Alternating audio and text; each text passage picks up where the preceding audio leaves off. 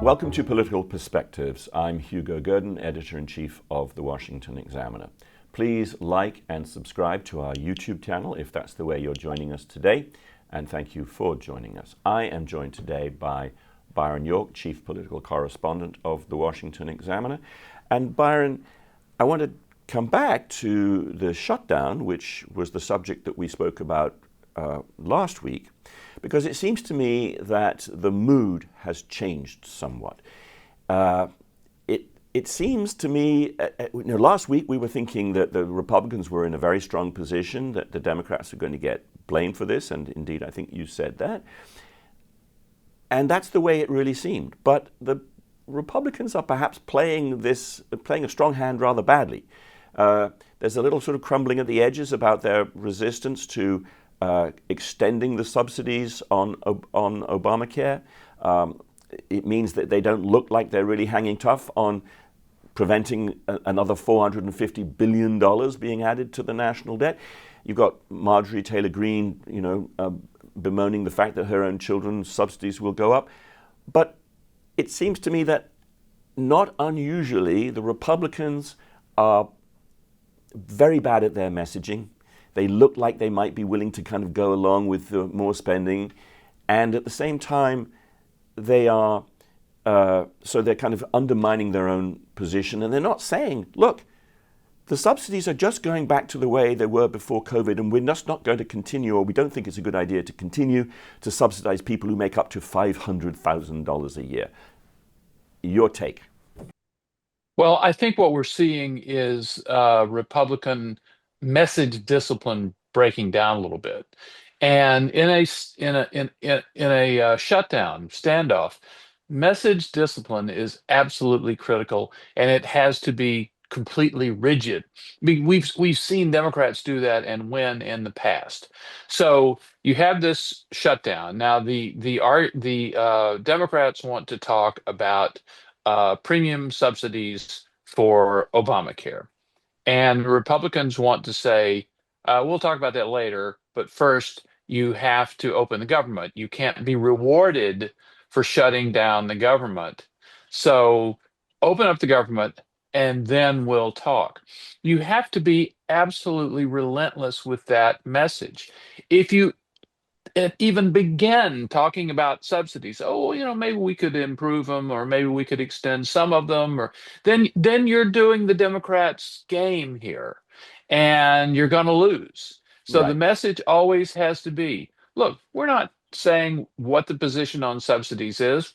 Fine, we can talk about that later, but you have to open the government first. You cannot be rewarded for shutting down the government. That has been the Democratic line for years and years and years, and it always works with voters who want to see the government opened and then the debate take place. Right, right. One of the things you mentioned there is the way that the Democrats play these things. And in the past, in past shutdowns, which they have won in terms of where political blame is attached, they have tried to make the shutdowns as painful as possible because they want to put the squeeze on Republicans, assuming that they would get the blame.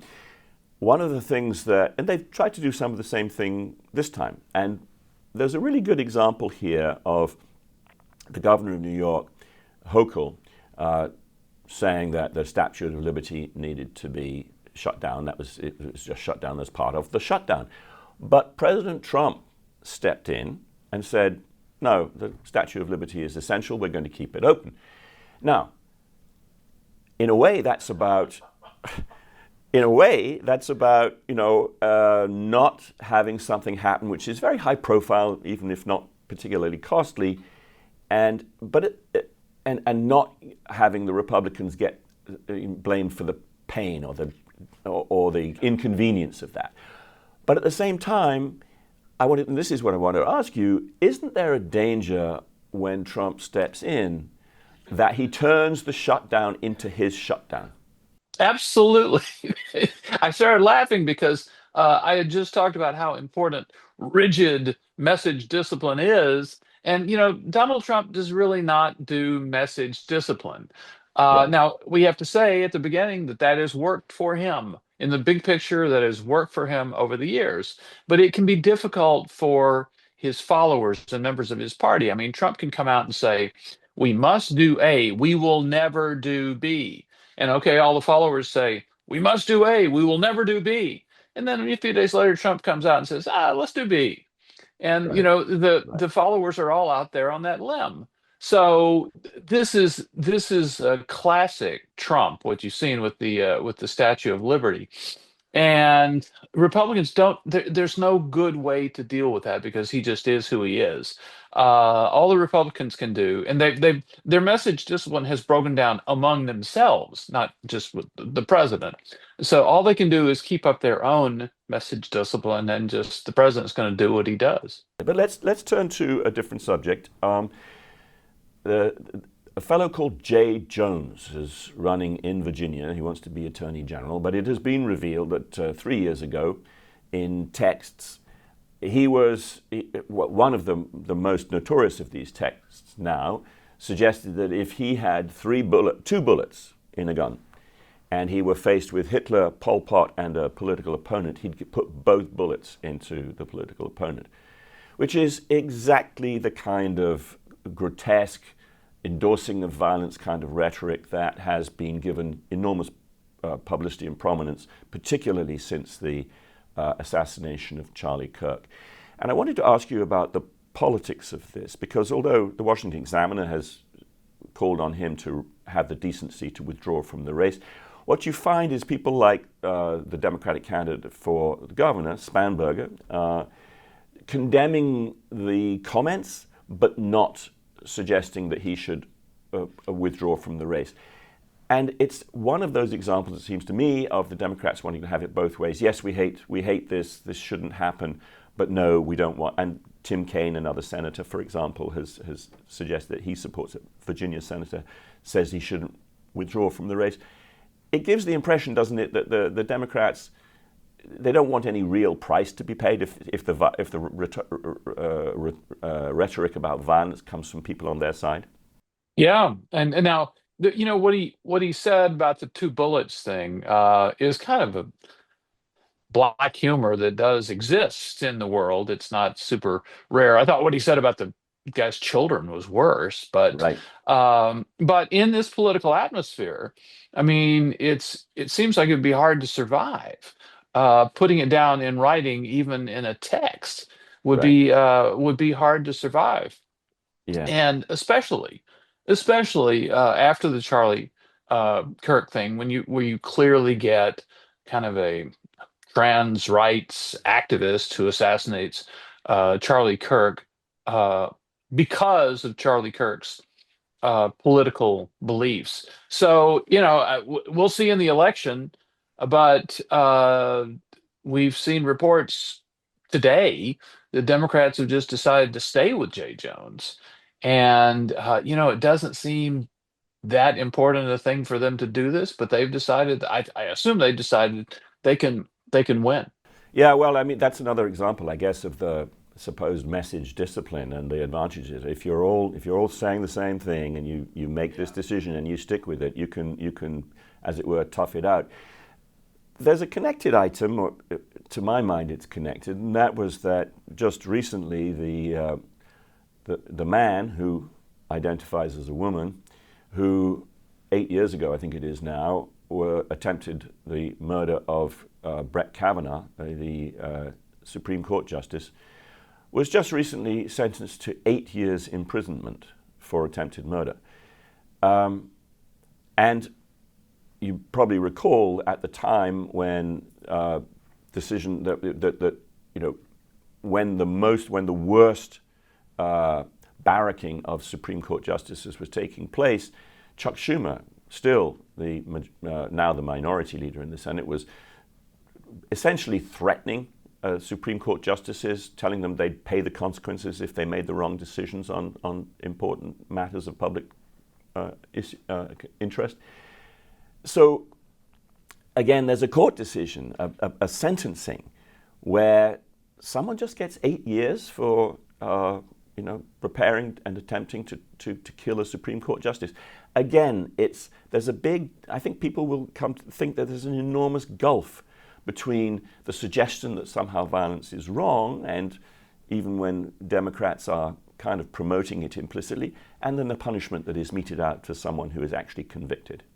Yeah, if you read the prosecutor's sentencing memo in the Roski case, I mean, he was loaded for bear, not just to kill Kavanaugh, but he was planning on killing other Supreme Court justices, conservative Republican appointed Supreme Court justices. He wanted to take out the Republican majority on the Supreme Court.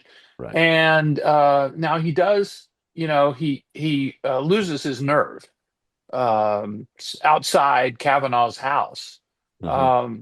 But so I suppose that could account for some downward revision in this.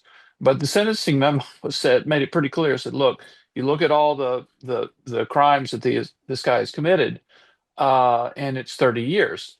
So for Mm-hmm. the judge to downgrade it so much, take 22 years off of it to an 8-year sentence, because the defendant now says that he is a woman Mm-hmm. and that he would be sent to a man's prison, even though he's a trans woman.